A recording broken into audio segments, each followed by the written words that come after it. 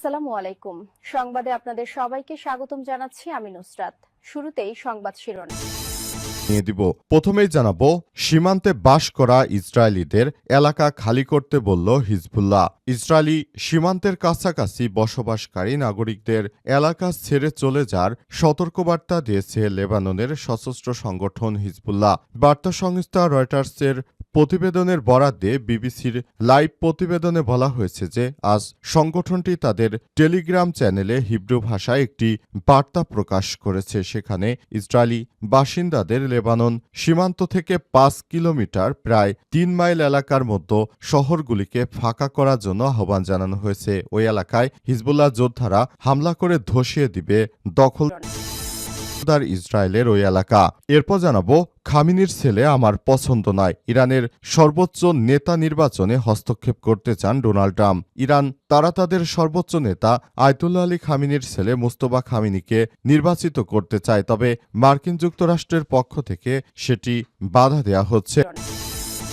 এদিকে ইসরায়েলি বাহিনীকে মোকাবেলা করতে লেবাননে এলিট যোদ্ধা মোতায়েন।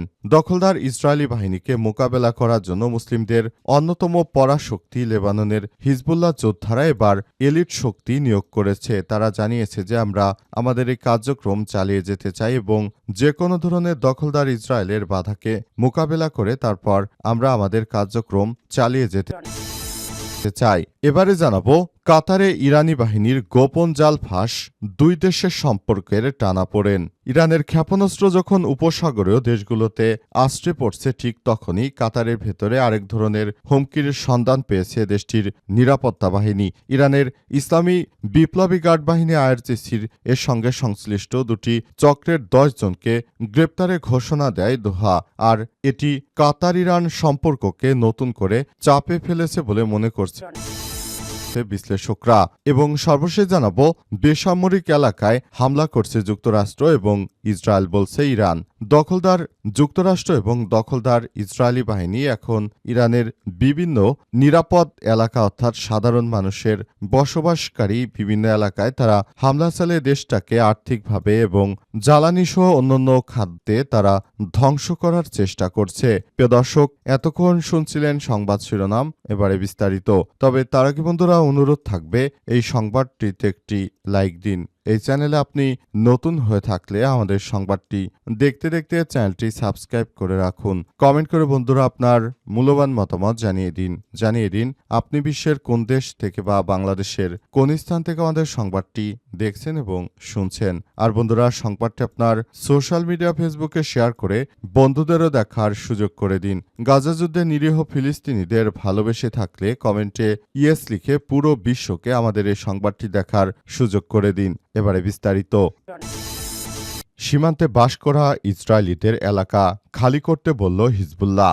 ইসরায়েলি সীমান্তের কাছাকাছি বসবাসকারী নাগরিকদের এলাকা ছেড়ে চলে যাওয়ার সতর্কবার্তা দিয়েছে লেবাননের সশস্ত্র সংগঠন হিজবুল্লাহ।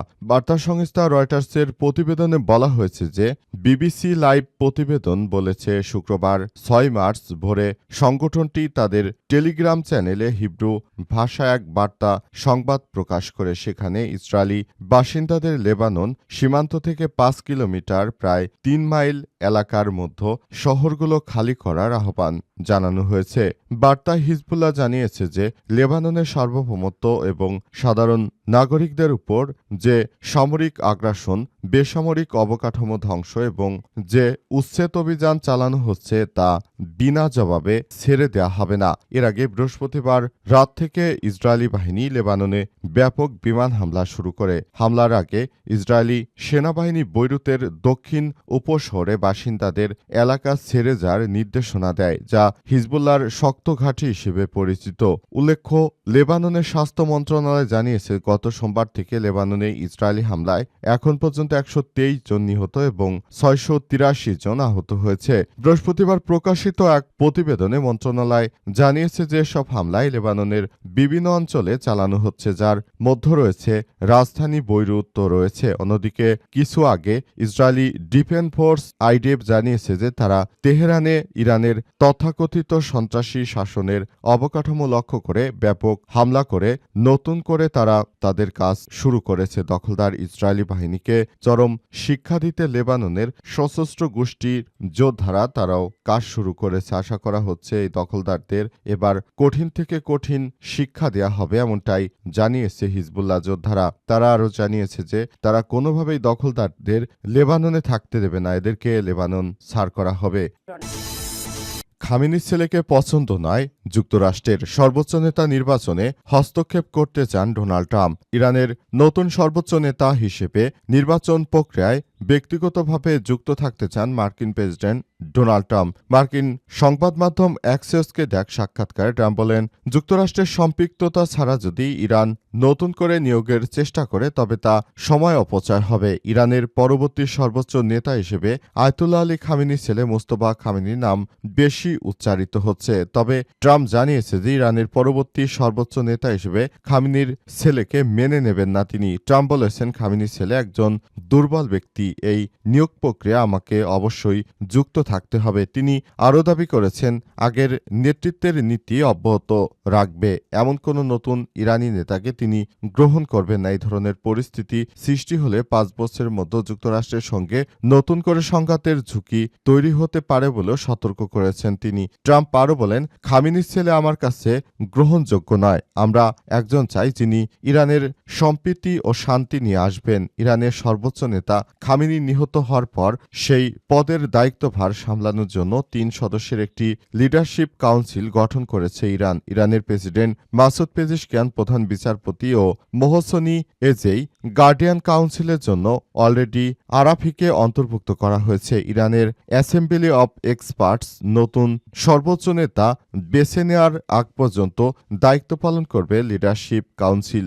দেশটির সরকারের বিভিন্ন পর্যায় থেকে বলা হয়েছে যে আগামী কয়েকদিনের মধ্যেই নতুন সর্বোচ্চ নেতা পাবেন ইরান। এদিকে খামেনির স্থলে যেই সর্বোচ্চ নেতা হিসেবে আসুক না কেন তাকে হত্যার হুমকি দিয়েছে দখলদার ইসরায়েল। ইসরায়েলি বাহিনী মোকাবেলা করতে লেবাননে এলিট যোদ্ধা মোতায়েন। ইসরায়েলি বাহিনীর অগ্রযাত্রা ঠেকাতে দক্ষিণ লেবাননে এলিট যোদ্ধা মোতায়েন করেছে হিজবুল্লাহ। 2024 সালে যুদ্ধের পর সীমান্তবর্তী যেসব এলাকা ছেড়ে গিয়েছিল যোদ্ধারা, তারা নতুন করে ইসরায়েলের সঙ্গে সংঘাত শুরুর পর সেখানে ফিরে এসেছে। সূত্রগুলো জানিয়েছে যে হিজবুল্লাহর এলিট ইউনিট রাদওয়ান ফোর্সের সদস্যদের যুদ্ধে যোগ দিয়ে ইসরায়েলি ট্যাঙ্কের অগ্রগতি ঠেকানোর নির্দেশ দেওয়া হয়েছে। 1982 সালে ইরানের বিপ্লবী গার্ড আইআরজিসির উদ্যোগে প্রতিষ্ঠিত সংগঠন হিজবুল্লাহ গত সোমবার 2 মার্চ ইসরায়েলে হামলা শুরু করে। সংগঠনটি জানিয়েছে যে তেহরানে যুক্তরাষ্ট্র এবং ইসরায়েলের আকস্মিক হামলায় ইরানের সর্বোচ্চ ধর্মীয় নেতা আয়তুল্লাহ আলী খামেনি নিহত হওয়ার পর প্রতিশোধ নিতেই তারা গোলাবর্ষণ শুরু করেছে এবং বর্তমানে এই কন্ডিশন চলছে। এরপর থেকে ইসরায়েল দক্ষিণ লেবানন সহ বিস্তৃত এলাকায় ব্যাপক হামলা চালাচ্ছে। সীমান্ত অতিক্রম করে আরও সেনা পাঠানোর পাশাপাশি সীমান্ত অঞ্চলে বিস্তৃত এলাকা থেকে লেবাননের বাসিন্দাদের সরে যাওয়ার নির্দেশনা দিয়েছে ইসরায়েল। 2024 সালে যুদ্ধের পর থেকেই ওই অঞ্চলের বিভিন্ন স্থানে ইসরায়েলি সেনারা অবস্থান করছিল বলে জানা গেছে। বেসামরিক এলাকায় হামলা করছে যুক্তরাষ্ট্র, ইসরায়েল বলছে ইরান। যুক্তরাষ্ট্র এবং ইসরায়েলের উদ্দেশ্যে প্রণোদিতভাবে ইরানের বেসামরিক এলাকায় হামলা চালাচ্ছে। ইরানের পররাষ্ট্রমন্ত্রী সৈয়দ আব্বাস আরাগচি এই অভিযোগ করেছেন যে এছাড়াও ইরানে ইন্টারনেট বন্ধ থাকায় দেশের ভেতরে মানুষের সঙ্গে যোগাযোগ করা কঠিন হয়ে পড়েছে। খবর বিবিসির। সামাজিক যোগাযোগ মাধ্যম এক্সে দেয়া পোস্টে মন্ত্রণালয়ের মুখপাত্র ইসমাইল বাকাই বলেছেন, বিশ্বব্যাপী বাজারে এই হামলার প্রভাব পড়েছে। দাম বেড়েছে জ্বালানি বাজারে, মুদ্রার বাজার অস্থিতিশীল হয়ে উঠেছে এবং বিশ্বজুড়ে সাধারণ মানুষ এর ক্রয় ক্ষমতা কমেছে। তিনি আরও বলেছেন, আমাদের ইরানিদের জন্য এই যুদ্ধের মূল্য পরিমাপের বাইরে নির্মমভাবে হত্যা করা হচ্ছে আমাদের দেশের মানুষকে। তিনি আরও দাবি করেছেন যে আমাদের ইরানিদের জন্য এই যুদ্ধ মূল্য পরিমাপের বাইরে নির্মমভাবে হত্যা করা হচ্ছে আমাদের সাধারণ মানুষকে। কারণ হামলাকারীদের উদ্দেশ্য প্রণোদিতভাবে বেসামরিক এলাকা এবং এসব স্থানকে লক্ষ্যবস্তু বানাচ্ছে যেখানে সর্বোচ্চ পরিমাণ প্রাণহানি এবং দুর্ভোগের সংযোগের সৃষ্টি করা সম্ভব। তবে জানা যাচ্ছে যে রাস্তাঘাট বেশ শান্ত। একই সঙ্গে তেহরান ও ইস্পাহানের মতো বড় বড় শহরগুলোতে আইনশৃঙ্খলা রক্ষাকারী বাহিনীর উপস্থিত অনেক বেশি এবং তারা ওসব জায়গায় থেকে সবকিছু নিয়ন্ত্রণের চেষ্টা চালিয়ে যাচ্ছে এমনটাই বলা হচ্ছে।